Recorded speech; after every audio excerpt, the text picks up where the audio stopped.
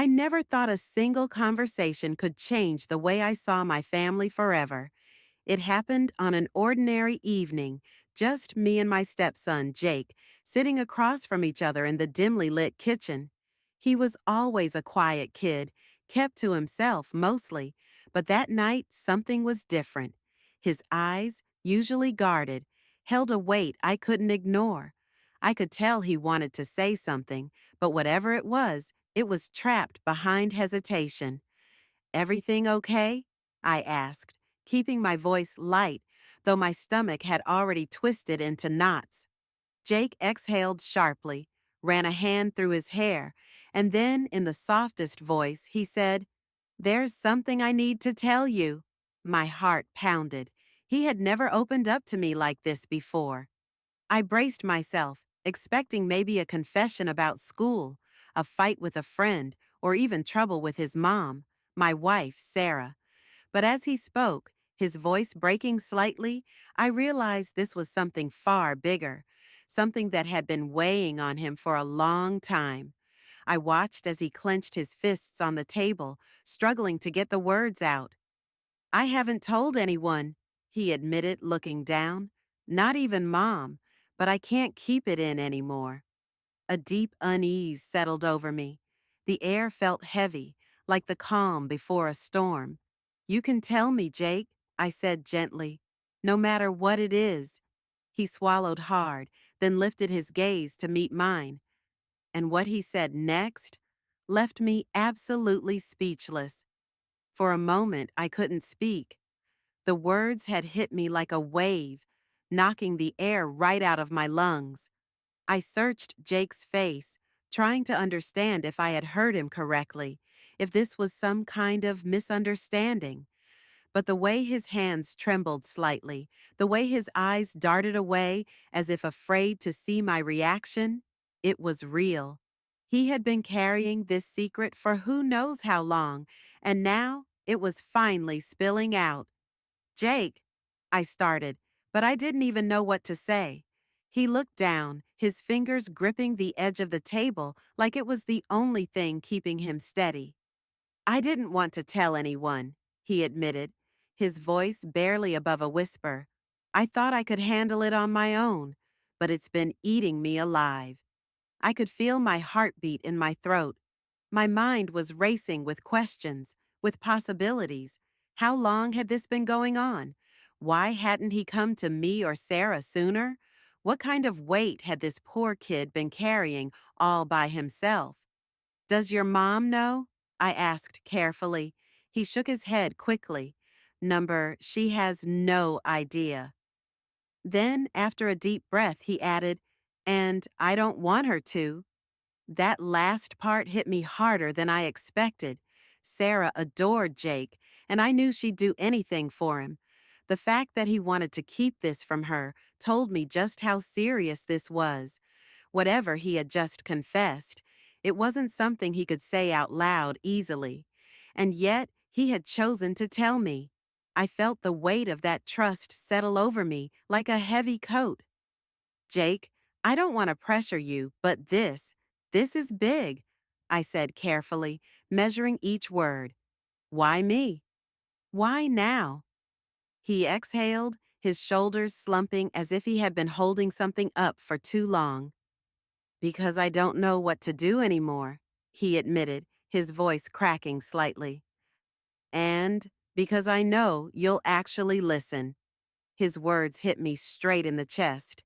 He wasn't just telling me this because he needed help. He was telling me because he had no one else to turn to. And that scared me more than anything. I sat there, struggling to process everything, while Jake stared at the table, his fingers drumming anxiously against the wood. The kitchen felt unbearably quiet, except for the faint hum of the refrigerator and the distant ticking of the clock on the wall. He had just dropped a bombshell, and now it was like we were both waiting for the dust to settle. "Jake," I said finally, keeping my voice steady, "whatever this is, you don't have to handle it alone." He let out a hollow laugh, shaking his head. "That's the thing," he muttered. "I've already been handling it alone. For way too long. Something about the way he said it sent a chill through me. How long had he been dealing with this? What had he gone through without anyone noticing? The more I thought about it, the more guilt started to creep in. I had always tried to be there for Jake, tried to build some kind of relationship beyond just being his mom's husband. But had I missed the signs? Had he needed me long before this moment? I hesitated before asking, Has, has something happened recently? He hesitated too, his jaw tightening as if he was debating how much to say. Yeah, he admitted, his voice quieter now. It got worse. Those words hit me like a punch to the gut. Worse? Worse than what? My mind ran in circles, trying to piece together what he had been dealing with. It was clear now, this wasn't just a moment of panic or regret. This was something that had been growing, something that had reached a breaking point. Does anyone else know? I asked cautiously. A friend? A teacher? Anyone? Jake shook his head. No one, he said firmly. And I don't want anyone else to know. Not yet. That part worried me. He was opening up now, but he was still holding back. There was a fear in his voice, a hesitation that told me he wasn't sure if speaking up would actually make things better or worse. I leaned forward, trying to meet his eyes. Jake, you came to me for a reason, I said gently, and I promise whatever this is, we'll figure it out together. He swallowed hard, his gaze finally locking onto mine. I just don't know if it's too late, he whispered. And with that, the weight of the unknown settled in, heavier than ever. The weight of Jake's words sat between us like something tangible, thickening the air, making it harder to breathe. I don't know if it's too late. That sentence replayed in my mind, over and over, each time twisting my stomach tighter. I leaned forward, keeping my voice steady. Jake, what do you mean by that? He hesitated again, his fingers gripping the edge of the table so hard his knuckles turned white. His breathing had quickened, and I could see the internal battle waging inside him. He wanted to say it, he needed to say it, but something was holding him back. He shook his head, frustrated. I didn't want this to happen. I thought I could control it, but now it's like it's out of my hands. A chill ran through me. What's out of your hands? I asked carefully. His leg bounced anxiously under the table. I messed up, he whispered. And now I don't know how to fix it. My pulse pounded in my ears. This was it. This was the moment everything was about to come out. I could see it in his eyes, the fear, the guilt, the overwhelming pressure that had been suffocating him. I forced myself to stay calm, even as my mind raced with all the worst possibilities. Jake, listen to me, I said, keeping my voice gentle but firm. No matter what it is, we can figure it out. But I need you to tell me the whole truth. He sucked in a shaky breath, rubbing his hands over his face like he was trying to hold himself together. For a second, I thought he might shut down completely. But then, just when I was about to speak again, he looked up, his expression raw and unguarded. There's something I have to show you, he said, his voice barely above a whisper. I felt my body tense. Show me? He nodded, then slowly pushed back his chair. My heart pounded harder with every movement he made. He walked toward his backpack, which was slumped against the couch in the next room. I watched as he crouched down, unzipped it, and reached inside. And in that moment, as he pulled something out and turned back toward me, I realized, whatever this was, it was about to change everything. Jake turned toward me, his hands gripping whatever he had pulled from his bag. His face was pale, his expression unreadable. I tried to brace myself, but nothing could have prepared me for what I was about to see. Slowly, he stepped forward and placed it on the table between us. My breath hitched. It was a small black notebook, worn at the edges, its cover slightly bent, like it had been carried around for a long time. It didn't look like much, just a simple journal, but the way Jake was staring at it, his hands trembling slightly, told me that whatever was inside carried a weight far heavier than I could imagine. I swallowed, feeling my pulse quicken. "What is this?" I asked, my voice quieter than I intended.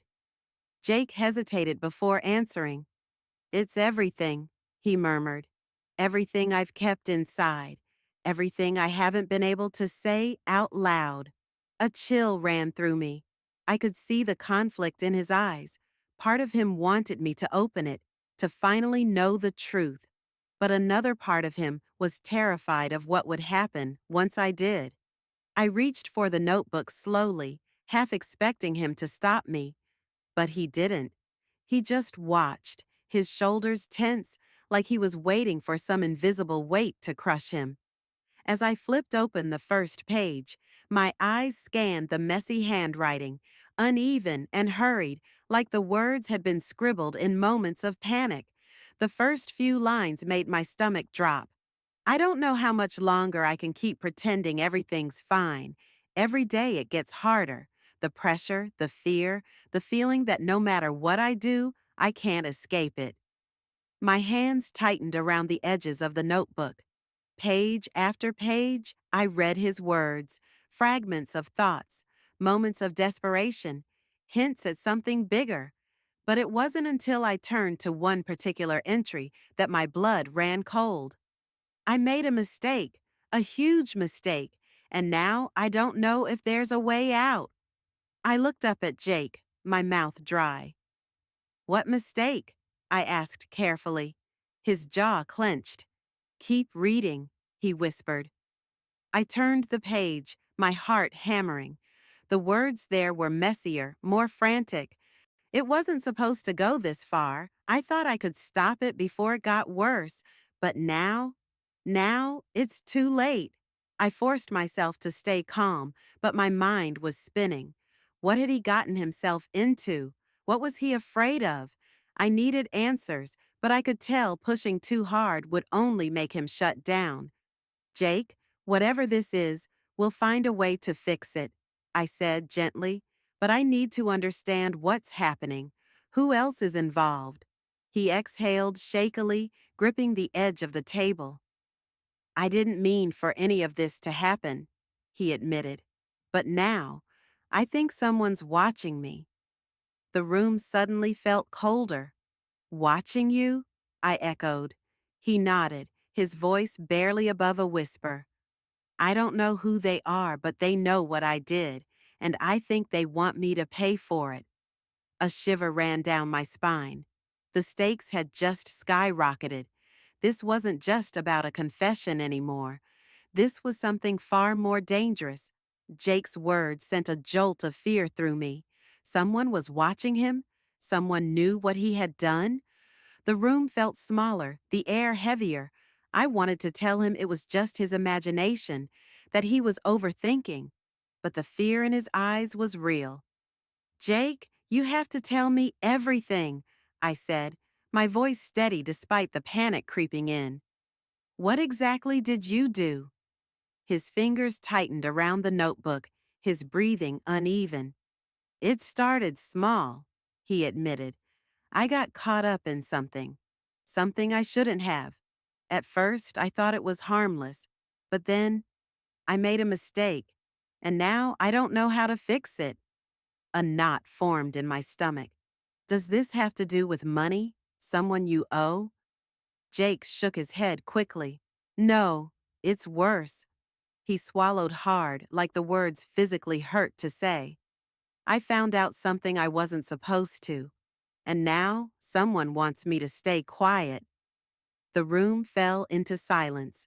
My mind raced, piecing together everything he had said.